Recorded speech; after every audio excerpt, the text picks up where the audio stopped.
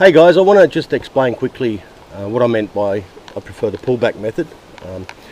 As a teacher, I get a lot of beginners that have never even used ferro rods or anything like that. They always want one answer, and for experienced people, guys like us, we know there's multiple ways to do things like any skill. But because they want one answer, I don't know what equipment they're going to have. I don't know how good their striker is. So what I'm going to show with this technique, why I prefer it, is if the students have a bad striker, and I have seen it before, you know, little bits of hacksaw or whatever, the method where you squash down your tinder, and there's nothing wrong with that if you've got a good kit, absolutely nothing wrong with it. I use it myself sometimes, especially with paper bark, because it's flat. You can actually push it down. When I've got a bird's nest, I do prefer the pullback method because I don't want to squash my bird's nest. But if the striker is in bad condition or not a very good striker, and I'm going to show the difference here using two Mora knives. One's the Bushcraft and one's the basic 511.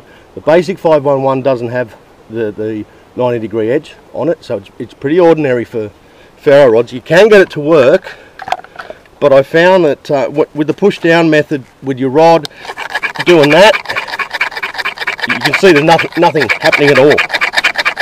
Not one spark. I can do it with a proper edge and I get the spark. That's fine because you've got good kit.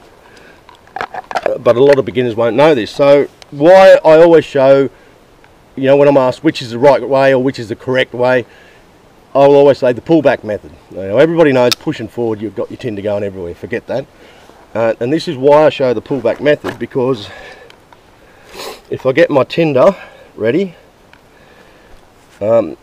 you have a lot more energy going into the strike. With the push down method, you've only got this much movement. Okay, so there's a specific sort of energy you can put into that short movement. With the pullback method, there's a lot more energy going into it, and generally you'll get a spark even off a really bad striker. There we go. That's the reason I always say the correct method is the pullback. There's lots of methods to do friction fire once you sort of get into it, so yeah, that's why I show it, guys.